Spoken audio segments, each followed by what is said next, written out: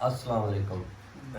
तमाम दोस्तों नूं सिर्फ एक तरगीब देने वास्ते छोटी जी वीडियो बनाने का आइडिया आया क्योंकि पहले नंबर ते काफ़ी दोस्त है सोचन दे कि पता नहीं दिखावा करन ले ने दिखावे की तो इज्जत अल्लाह ताला ने दाड़ी की वजह तो इन्नी दी है कि असी गुनाहगार जे बंदे हैं सारे लोग मौलवी साहब कह के पुकारते हैं। तो दिखावे की कोई ज़रूरत नहीं है, सिर्फ थोड़े दोस्तों के लिए तरगीब वाते वे कि लॉकडाउन के दिहाड़ियां जेडे साडे दोस्त साउथ अफ्रीका च ने या पाकिस्तान च ने उन्होंने चाहिए कि अपने घर के विच फारग बैठे हैं, चलो इहतमाम करके जेडे भी दोस्त इकट्ठे होंदे हो तुसी नमाज अदा करो बाजमात ते अल्लाह ताला को माफ़ी मंगो। अल्लाह ताला की तरफों अगर कोई चीज़ आई है तो वो लड़न की बजाय वो माफ़ी मंग के तो पनाह हासिल करने की कोशिश करो।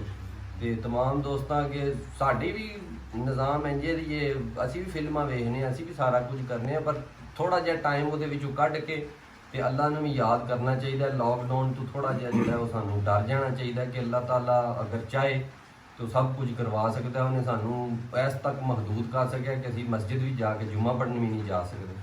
तो माफ़ी मंगनी चाहिए कि साढ़े को केड़ा गुनाह हो गया जो अल्लाह ताला सानू अपनी मस्जिद च भी जो नहीं बुला रहा।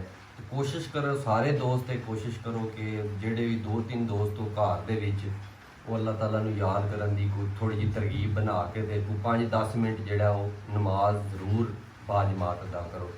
बहुत शुक्रिया अपने वास्ते भी पूरी मुस्लिम उम्मत वास्ते भी पूरी दुनिया वास्ते भी बिल्कुल जी अभी बाहर फैली अल्लाह ताला सब ने अपने हिफ्ज़-ओ-मान च रखे। अल्लाह ताला साडी मुश्किल वक्त साडी मदद फरमाए। अल्लाह ताला दे हत्थ दे विच जो मर्जी कर सकदे ते साडी ते दुआ भी असी भी गुनहगार हां ते दुआ ही कर सकने अल्लाह की अल्लाह ताला सब नूं दे दे। परदेश दे विच फैमिलियां साड़ियां साडे तो दूर ने ते अल्लाह ताला उन्होंने दी भी हिफाजत फरमाए ते साडी भी हिफाजत फरमाए। सारी दुनिया नूं इस टाइम अपनी अपनी पई है। रब के अजाब नाल तुसीं लड़ ते नहीं सकदे, कम से कम ਉਹਦੇ ਕੋਲੋਂ माफ़ी मंग के ते ਉਹਦੇ ਕੋਲੋਂ माफ़ी तुसीं हासिल कर सकदे हो कि अल्लाह पाक इस अजाब नूं तुहाडे तो चुक सके।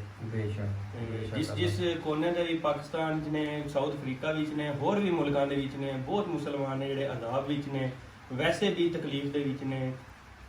कि कोशिश करो कि सब लोग जितने भी हैं जितना भी थोड़ा जहा टाइम अपनी लाइफ के बिजी वक्त के कढ़ के कम से कम नमाज जी बा वक्त बा नमाज बा जमात जी अदा करो। बेशक बेशक।